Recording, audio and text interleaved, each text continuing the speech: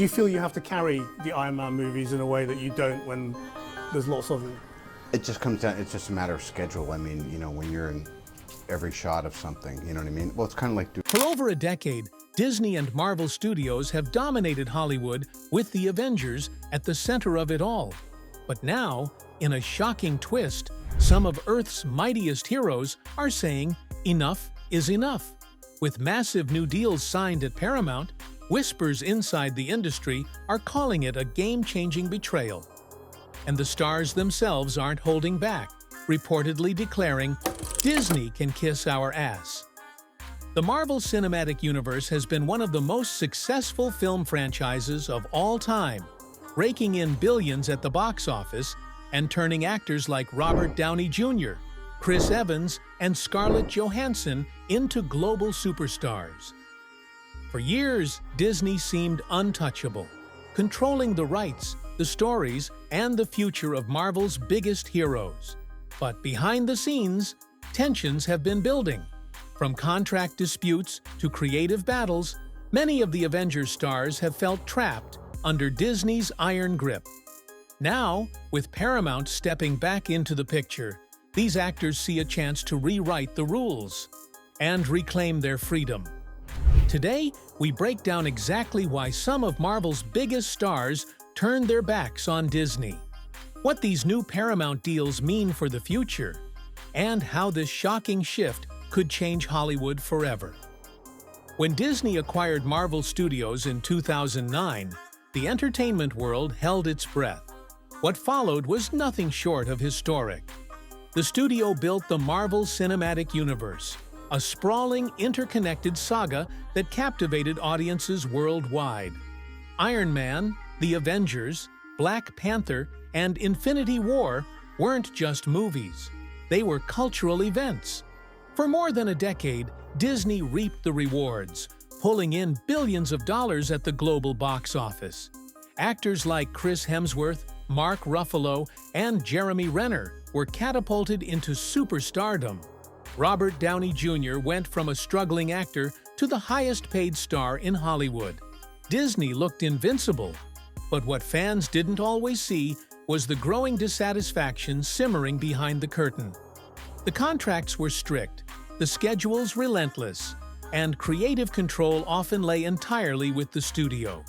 For the stars who brought these characters to life, it began to feel less like collaboration and more like control. As the MCU expanded, cracks began to show. Scarlett Johansson's legal battle with Disney over Black Widow's streaming release was one of the first public signs of tension. Other actors quietly complained about low residuals, limited creative freedom, and Disney's obsession with quantity over quality.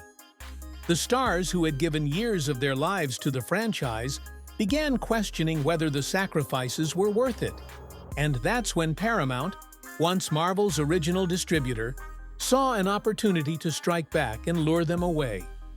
Long before Disney turned Marvel into a multi-billion-dollar empire, Paramount Pictures was the original home of the Avengers.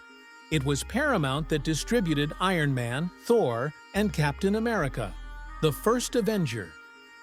In many ways, Paramount laid the foundation for what would become the Marvel Cinematic Universe. But when Disney swooped in and purchased Marvel, Paramount was forced out of the picture. For years, the studio watched from the sidelines as Disney grew richer and richer off the very franchise they helped launch.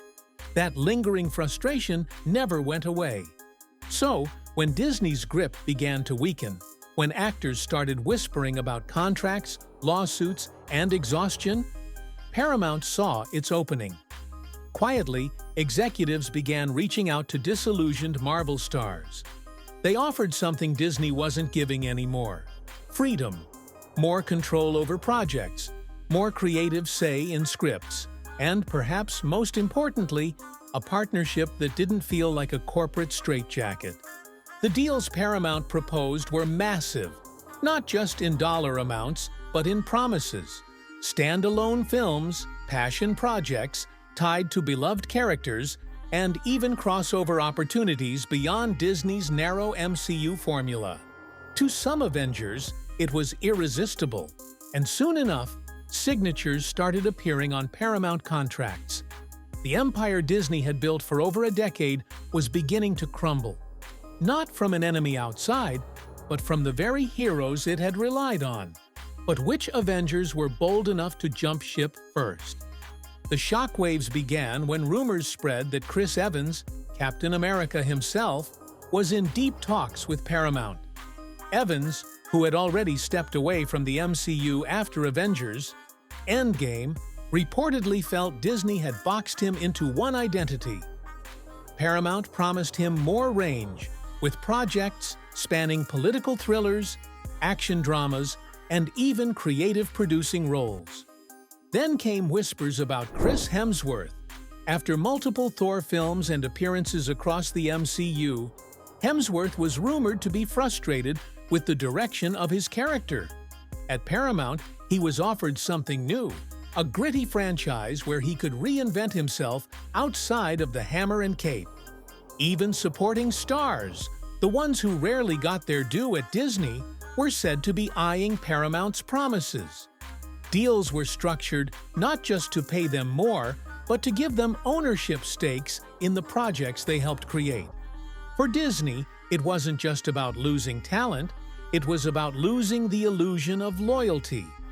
The Avengers were no longer united under the Mouse's banner. And the boldest statement of all? The shocking words some insiders claim were thrown Disney's way. "You can kiss our ass." When news of the Paramount defections hit Disney's executive offices, the atmosphere was nothing short of panic. For years, Disney had enjoyed complete dominance in the superhero genre. Their formula of interconnected films and billion-dollar box office returns had made them the envy of the industry. But suddenly, the foundation began to crack. Executives scrambled to reassure shareholders that nothing was wrong, but behind closed doors, the tone was frantic.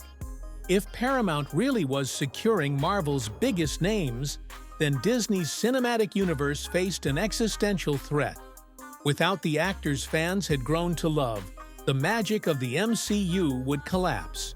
What stung the most was that Disney's own actions had pushed the stars away. Their obsession with maximizing profits, cutting corners, and locking actors into suffocating contracts had created resentment that no amount of money could fix. Now that resentment had manifested into rebellion, and Paramount was holding the door wide open. The question haunting Disney was simple: how much damage had already been done, and was it too late to win their heroes back? For the actors, the decision to leave Disney wasn't just about money, it was about freedom. Under Disney, every move was dictated by the grand master plan of the Marvel Cinematic Universe. Scripts were rewritten at the last minute, directors were replaced if they strayed from the formula, and actors were often treated as pieces on a chessboard rather than artists with their own voices. Paramount offered something radically different. They promised that if an actor signed on, they wouldn't just star in films, they could help shape them. Creative input would no longer be an afterthought. Actors could have a say in scripts, tone, and direction. For stars like Chris Evans and Chris Hemsworth, that meant reclaiming control over their craft. Another draw was diversity of roles. At Disney, actors risked being typecast, forever linked to their superhero identities. Paramount offered them the chance to stretch into new genres, from gritty dramas to high-octane thrillers, while still keeping the door open for blockbuster-level projects. And finally, there was respect. Paramount executives reportedly approached the Avengers not as replaceable parts in a machine, but as collaborators whose contributions deserved to be honored. After years of corporate oversight and legal battles, that respect meant everything. Disney had underestimated the cost of treating their stars like commodities. Paramount, on the other hand, understood exactly what these actors wanted, and gave it to them. When word spread that some of the Avengers had walked away from Disney to sign with Paramount, the internet erupted. For die-hard Marvel fans, it felt like the end of an era. Social media was flooded with debates. Was this a betrayal of the MCU or a bold step towards something better? Some fans were furious. To them, Disney and Marvel Studios were synonymous with the Avengers.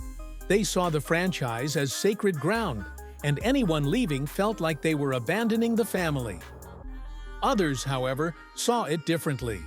Many fans had grown frustrated with Disney's increasingly formulaic approach to storytelling. The idea of their favorite actors having more creative freedom excited them. The split created a cultural moment. Hashtags trended worldwide, memes exploded, and late-night talk shows couldn't resist weighing in. But beneath the jokes was a serious question. Could the Avengers survive outside of Disney's carefully crafted cinematic universe? For many fans, the answer didn't matter. What mattered was that their heroes were finally free to tell new stories, even if it meant leaving the House of Mouse behind. Hollywood insiders immediately recognized the significance of the Paramount deals. This wasn't just about a few actors jumping ship. It was about a potential shift in the balance of power. For years, Disney had dominated the blockbuster landscape, not only with Marvel, but also with Star Wars and Pixar. If Paramount could lure away the Avengers, it meant Disney's monopoly on the biggest franchises was no longer guaranteed. Executives at other studios watched closely. If Paramount's gamble paid off, it could inspire other actors to rebel against Disney's iron grip. Contracts that once seemed untouchable might suddenly be questioned. Directors who chafed under Disney's strict creative control could see new opportunities elsewhere. For Paramount, this was more than a comeback. It was a statement. The studio that once launched the MCU was back in the game, stronger than anyone expected. And for Disney, it was a nightmare scenario. The empire they built with their superheroes might now be fueling their competition. The industry buzzed with one chilling thought. Was this the beginning of Marvel's downfall, or the start of a new era where creativity finally came before corporate control? For Disney, the question now is simple but terrifying. How does the Marvel Cinematic Universe survive without the stars who built it? Executives have already tried shifting focus to new heroes. Characters like Shang-Chi, the Eternals, and the next generation of Avengers. But fan response has been mixed. Without the iconic faces of Robert Downey Jr., Chris Evans, Scarlett Johansson, and now others reportedly aligning with Paramount, the MCU doesn't feel as invincible as it once did. There are whispers that Disney might try to reboot the Avengers entirely, recasting the legendary roles with fresh faces. But this strategy carries enormous risk. Fans aren't just attached to the characters. They're attached to the actors who brought them to life. Replacing them could backfire, leading to backlash instead of renewed excitement. Meanwhile, Paramount's bold new slate with former Avengers stars threatens to directly compete with Disney's superhero empire. If these new projects succeed, they could permanently shift audience loyalty. Imagine a world where fans line up not for Disney's Avengers, but for Paramount's reinvention of their favorite heroes. For the first time in over a decade, Disney's Marvel empire looks vulnerable. And for the actors who signed with Paramount, the future finally feels like theirs to control. The Avengers were once the crown jewel of Disney's empire, the unstoppable force that reshaped cinema. But now, with Paramount stepping back into the spotlight, the tides have turned. What began as whispers of discontent has exploded into one of the boldest rebellions in Hollywood history. For the actors, these deals represent freedom. Freedom from suffocating contracts, from formulaic storytelling, from corporate control. For Paramount, it's redemption, a chance to reclaim the legacy they helped start. And for Disney, it's a brutal reminder that no empire lasts forever. The tragedy for fans is that the Avengers as we once knew them may never return. But the excitement lies in the unknown. What stories will these stars tell when they're no longer bound by Disney's rules? At 2,000 words, this story is more than just Hollywood gossip. It's a turning point, a moment when the heroes we loved on screen became heroes of their own lives, standing up for their craft and their freedom. So, what do you think? Is this the end of the Marvel Cinematic Universe as we know it, or the beginning of something even bigger? Share your thoughts in the comments, and don't forget to subscribe for more shocking Hollywood stories. Because in this battle between Disney and Paramount, one thing is clear. The real Avengers aren't on screen anymore. They're fighting for their future behind the scenes.